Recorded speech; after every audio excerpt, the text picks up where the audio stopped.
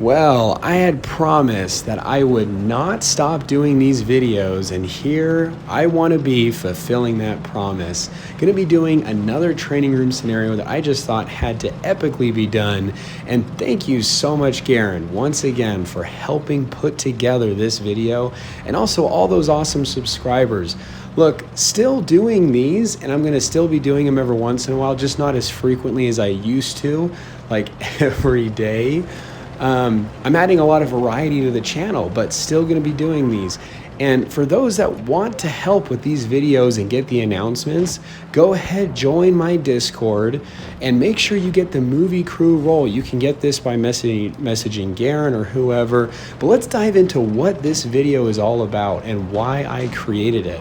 So this is all about what if the Axis had the E100. Now, at the end of World War II, the E100 was a tank under development, and there's a lot of different versions of what it could have looked like. However, they did find parts of the E100 at the end of the war. It was just the chassis, and after it was found, discovered, I think they had sent it to Britain. Unfortunately, it doesn't exist anymore. There are photographs of just the chassis, and there were thoughts of it potentially having the mouse turret, or maybe even the big flat turret that we see in BLITZ. It's not 100% sure, I don't think, but the E100 was another tank that the Nazi Germany was building.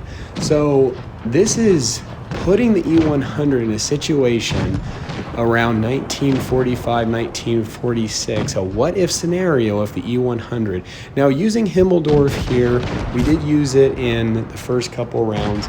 The first one, we're doing just one E100 versus 13 Tier 5 Russian tanks. Now, I chose Tier 5 because a lot of that was kind of the beginning stages, beginning to mid-stage of what the Russians had during that time period of World War II. You have a lot of the earlier T-34s. You also have the KV-1s.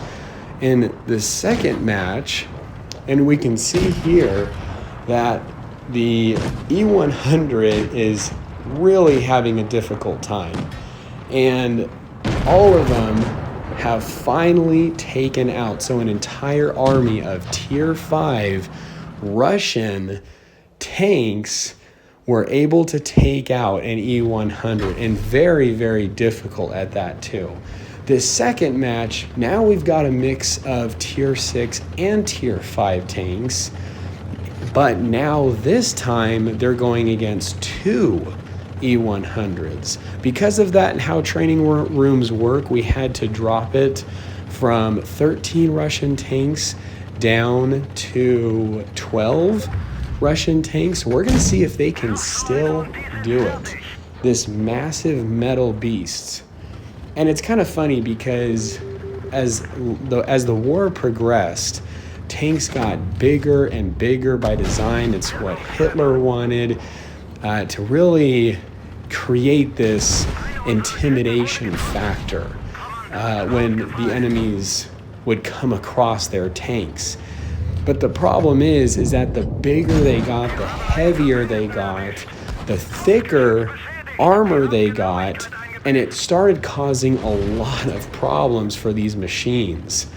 And so much that they couldn't cross bridges. There were just a lot of things about them that just did not make them very practical. So here we have the Russian army now engaging a lot of the two E100s. And what we have here is Tier 6 Russia. Now, the Su-100Y, I think there was only one in existence historically. You can actually see it in a museum. Pretty awesome. This Tier 6, we do have SUs. We do have the KV-1S. We also have the KV-2s. These were also, these were also some tanks that were used around this time frame as the war progressed. And the E100 and the Mouse coming out around the time that they did, of course, when facing other tanks, were very, very devastating and very, very difficult to penetrate. You can kind of get that feel for just watching all these tier 5 Russian tanks and tier 6 even trying to kill these E100s. But the other thing that was a big issue with these tanks of such big size is they made them such easy targets for planes. The planes could easily just come and take these things out. And with how big and massive, and they couldn't just simply mass produce them as frequent as they needed them to be, and just with moving slower, it really kind of caused a hindrance. So really putting up a good fight here. Now, one thing that I did forget to have the subscribers do, being that this is kind of like a historical alternate reality creation kind of scenario, is turning off a lot of the fantasy camos that people have. But you know what, whatever. We're just kind of doing this for fun. And military personnel, even all through time, would all kind of paint different things on tanks, or paint or do some sort of camouflage with tanks. There was nothing like you would dramatically see like you do in Blitz, with some of the crazy camos or paint that glows kind of camo. But anyway, still pretty awesome. I apologize, I'm still recovering a little bit from my sickness, so I apologize if my voice sounds a little bit off. But here we go. We've got now in this last one, 3 E100s, and so far the E100s have lost every single time, just in the first 2 rounds, and against all tier 6 Russian tanks. So now the Russians having 11 tanks, and the Germans having 3 E100s. Will they be able to do it this time? We'll find out. Now, with the KV-2, this is something that I've learned with playing War Thunder. Much more realistic mechanics and such. With that Hauser and that massive cannon, things like overpressure, being able to affect and damage things quite a bit with tanks. And you can see that these KV-2s, being quite dangerous, can just use its HE round and still shave off about 200, maybe 250 damage a shot to these E100s. So still pretty lethal.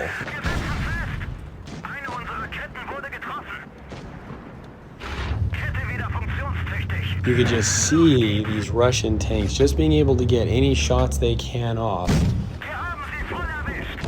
A much harder battle than I thought. Honestly, I thought the E100s would have a much easier time dominating. I did do a video one time with doing a mouse versus 13 T-34 Russian tier 5 tanks. And I think the T-34 is the only area they could pen on the mouse was this tiny little, I don't know what it is, but it's like a little ball or hatch on the back of the mouse turret. And I had everybody crowded behind me trying to shoot that as I was trying to turn and shoot each one of them. The mouse has a lot more armor all around it. The E100's still quite an armored beast, but doesn't have as much in some areas. Doing pretty good here. E100 trying to angle their turret. KV-2's trying to pop out. Ooh, an unfortunate miss there from that E100.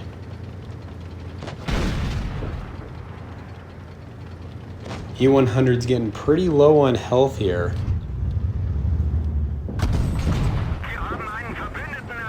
Taking down that KV-1S. Only so many players left. Time is ticking.